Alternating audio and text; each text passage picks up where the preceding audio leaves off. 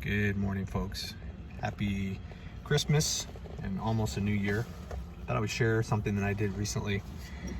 So on this car, I had done an idle air control valve delete.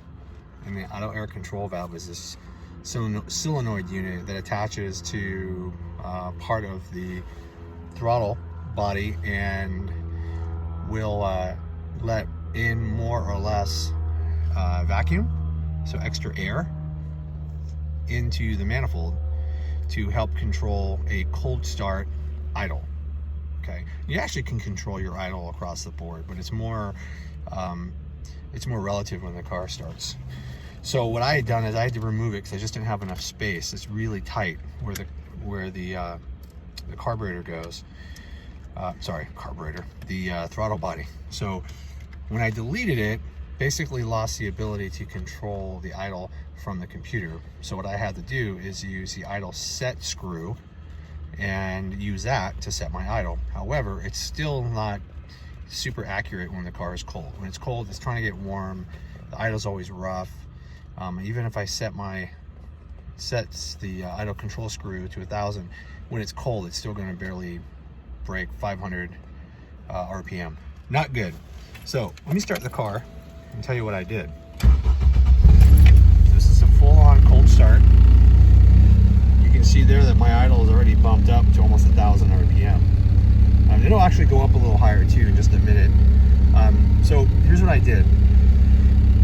I was paying attention to something Hussein had done on XWeb, where he was using a solenoid off of, I don't know, maybe a Volvo. It's typical for him, to help control with air, to help control a switch for his heater core, because the heater core controls off and on kind of suck in the X19.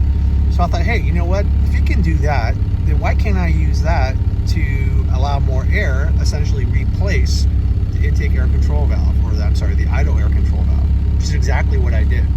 So the way it works is it's on, open, when the car is cold. The car warms up to about 125 degrees. It will actually shut, and then the idle will drop down to the preset idle, which I have, which is about 950. So right now, I'll tell you exactly how warm the car is. The end log is, it's stock off the Fiat, so it's not really super accurate. You can get far more accurate with the actual Honda. So right now my coolant temp is about 111. So in about 24 degrees higher, it is going to adjust, and it will drop it down to drop the idle down to about 950, 970 thereabouts, which is perfect. I love it. It makes a huge difference when it's cold in the morning. And when it's warm, it's fine too, because the car warms up pretty quick, where it doesn't stick over that 950. So anyhow, yeah, I'll pop it on in just a little bit, just before it gets to. Actually, I'll just keep on recording because I can always drop it. So.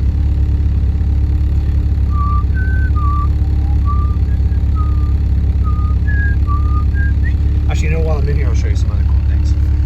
So, as you can probably guess, it's kind of hard to read it, but that is my air-fuel ratio. Right, it's reading it directly out of the O2 sensor, which also feeds into the computer as well. And that is my air intake temperature. And if you look closely, there's actually two needles. There's a green one and a red one. So the green one and the red one are exactly the same. They're both at 60 degrees, which, by the way, if you look up here, intake air temp 60 degrees, so it's pretty darn accurate.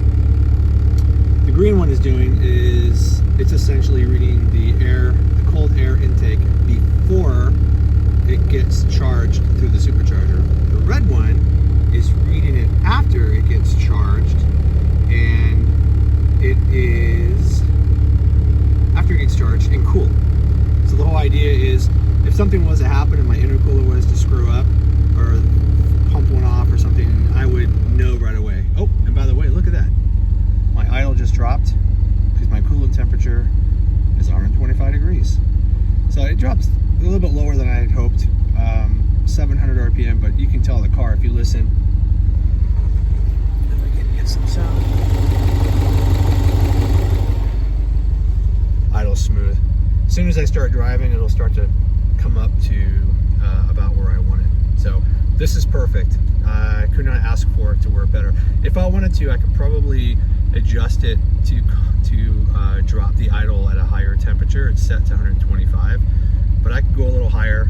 The engine will warm up more, and I'll probably have my idle will then not drop below 9 or 800. But you can see it's already starting to come up. Anyway, just thought I would share.